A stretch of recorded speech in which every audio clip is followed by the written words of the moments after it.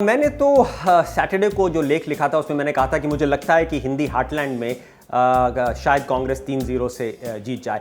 काफ़ी कॉन्फिडेंस के साथ हम ये कह सकते हैं कि तीनों स्टेट्स में कांग्रेस का जो शो है वो बहुत ही स्ट्रांग हुआ है। तो अगर आज का चुनाव का मैं विश्लेषण करूं, बहुत ही भारी चुनाव हुआ है आज, उसका विश्लेषण मैं 6 पॉइंट में करना चाहूँगा। मेरा पहला पॉइंट तो ये है कि आज के जो सबसे बड़े विनर हैं वो तो शायद उसमें कोई डाउट नहीं होना चाहिए कि राहुल गांधी हैं, क्योंकि देखिए जब से ये 2014 का चुनाव हुआ है कांग्रेस एक के बाद एक स्टेट को हार रही थी और हमेशा ये कहा जाता था कि राहुल गांधी में शायद वो क्षमता नहीं है कि वो अपनी पार्टी को जीत दिला सकें। लेकिन जो आज उन्होंने दिखाया है, उन्होंने ये दिखाया है कि एक राजनीति में सबसे बड़ा जो एक क्वालिटी होती है एक राजनीतिज्ञ के लिए, एक अच्छे लीडर के लिए, वो होती है टेनेसिटी, वो होती है एडवर्सिटी से लड़ना। मतलब हार के बाद भी अगर आप खड़े रहते हैं तो उसके बाद आपको जीत मिलती है। तो आज उन्होंने इतनी हार के बाद अपनी एंथुजियाज्म को, अपने कैंपेनिंग को जारी रखा।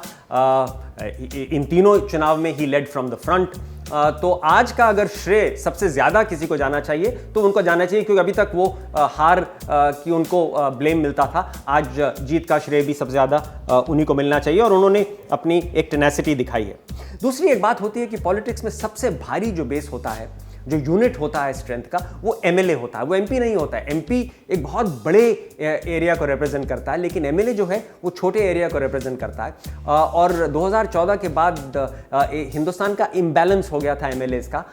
बीजेपी के एमएलए कहीं ज़्यादा हो गए थे, लेकिन आज के बाद आज मेरे हिसाब से कांग्रेस ने कोई 160-170 नए एमएलए अपने लाइनअप में और अपने पॉलिटिकल स्ट्रेंथ में ऐड करे हैं। और एक बहुत भारी पॉइंट है, क्योंकि एक बहुत इंपॉर्टेंट यूनिट होता है। राज्यसभा के चुनाव भी एमएलए से ही होते हैं। तो ये बहुत ही एक सिग्निफिकेंट चेंज, बैलेंस वापस आया है आज हिंदुस्तान की पॉलिटिक्स में कि कम से कम 160-165 नए एमएलए कांग्रेस ने अपनी स्ट्रेंथ में जोड़े हैं। ये जो तीसरा मेरा पॉइंट है, ये कई कमेंटेटर्स ने बहुत ज़्यादा क्रिटिसाइज करा है कांग्रेस को कि आप सॉफ्ट हिंदुत्व में पड़ गए। मुझे लगता है कि ये जो फ्रेज है सॉफ्ट हिंदुत्व, ये एकदम गलत है। ये जो बीजेपी आरएसएस के जो कमेंट्री है वो उसके सामने it's like playing along with them, मतलब वो जो कहते हैं मान जाना, ये सॉफ्ट हिंदुत्व नहीं है।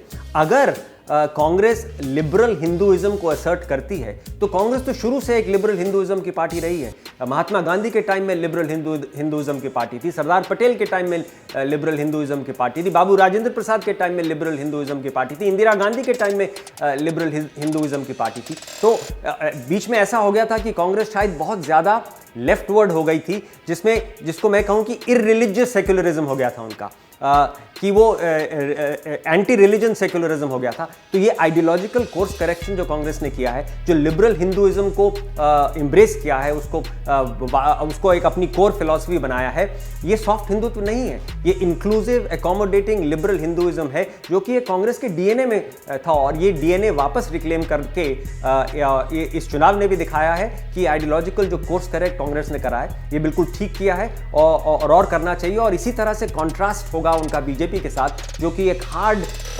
नेशनलिस्टिक हिंदुत्व पॉलिसी को बढ़ावा देती है और कांग्रेस को एक लिबरल इंक्लूसिव सेक्युलरिज्म को प्रैक्टिस करना चाहिए। और आज के रिजल्ट से लगता है कि उनको इसमें पॉलिटिकल सक्सेस मिला है। तेलंगाना में केआरसी ने दिखा दिया कि वो कितने भारी रीजनल लीडर हैं और उनकी जो स्कीम्स थी, लोग उनका कहते थे कि ये डोल्स हैं, लेकिन जो उनकी स्कीम की खास बात हमने सुनी थी कि वो उसको इम्प्लीमेंट कर पाए थे, ज़मीन पे इम्प्लीमेंट कर पाए थे।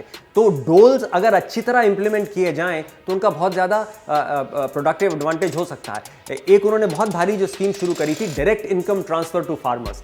हम कब से कह रहे हैं कि ये जो डायरेक्ट इनकम की स्कीम है, अगर इसको इम्प्लीमेंट किया जा सकता है विदाउट लीकेजेस, विदाउट करप्शन, तो ये एक बहुत भारी वेपन हो सकता है सोशो इकोनॉमिक ट्रांसफॉर्मेशन का फार्म सेक्टर में। तो आज की जो उनकी जीत हुई है, कई कारण हैं, लेकिन एक बड़ा कारण यह है कि उन्होंने जो इनोवेशन किया एग्री डिस्ट्रेस के अगेंस्ट, डायरेक्ट इनकम ट्रांसफर, सीधा इनकम पर एकड़ ट्रांसफर किया फार्मर को, मेरे हिसाब से उसका एक बड़ा रोल प्ले हुआ है। और ये इनोवेशन बाकी पार्टीज को भी देखना चाहिए, नेशनल लेवल पे भी देखना चाहिए।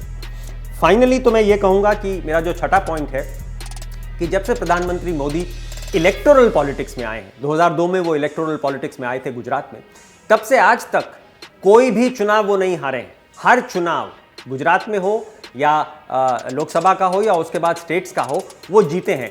एक चुनाव वो सिर्फ हारे थे पंजाब का, लेकिन वो नहीं हारे थे, अकाली दल हारा था। दिल्ली और बिहार में जरूर उनकी हार हुई थी, लेकिन बाय एंड लार्ज उन्होंने सिर्फ विक्ट्री देखी है, और खासकर कांग्रेस के खिलाफ तो उन्होंने विक्ट्री देखी है। दिल्ली में आम आदमी पार्टी के अगेंस्ट हारे थे और बिहार में गठबंधन के अगेंस्ट हारे थे। लेकिन आज पहली बार अपने इलेक्टोरल करियर में आज उनको कांग्रेस के हाथ मात मिली है। और मुझे लगता है कि इससे क्या पॉलिटिकल लेसन वो लेते हैं, बीजेपी की टॉप लीडरशिप लेती है, बहुत ज़रूरी है। क्या वो अब इससे आज लेसन समझेंगे कि हमको जो 2014 में हमने प्रॉमिस किया था कि हम एक centrist, inclusive, development oriented party बनेंगे, क्या वो वापस उस पे आते हैं, या उनका लेसन ये होता है कि हमें और हार्ड हिंदुत्व की तरह जाना है, राम मंदिर का मुद्दे को और भारी तरह से उठाना है और पोलराइजेशन करना है। तो क्या लेसन वो आज की रिजल्ट से लेके जाते हैं, ये इसका बहुत भारी इंपैक्ट होने वाला है 2019 के चुनाव में। कहना बड़ा मुश्किल है कि वो क्या उनका लेसन होगा, समय दिखाएगा कि क्या लेसन वो लेते हैं, कि वो वापस सेंटर की तरफ आते हैं, सेंट्रिस्ट पॉलिटिक्स, एकोमोडेटिंग पॉलिटिक्स की तरफ आते हैं जो उन्होंने 2014 में जिसकी बात करी थी, डेवलपमेंट ओरिएंटेड, या फिर वो हार्ड हिंदुत्व की तरह और राइटवर्ड उनका स्विंग हो जाता है। तो हम सब लोग जो हिंदुस्तान की इलेक्शन के साथ हमारा कनेक्शन रहता है, ये बहुत क्लोजली वॉच करेंगे कि आज उनकी पार्टी ने, उन्होंने क्या सबक लिया है आज के चुनाव से। तो ये थे मेरे 6 पॉइंट आज के बहुत ही महत्वपूर्ण चुनाव से।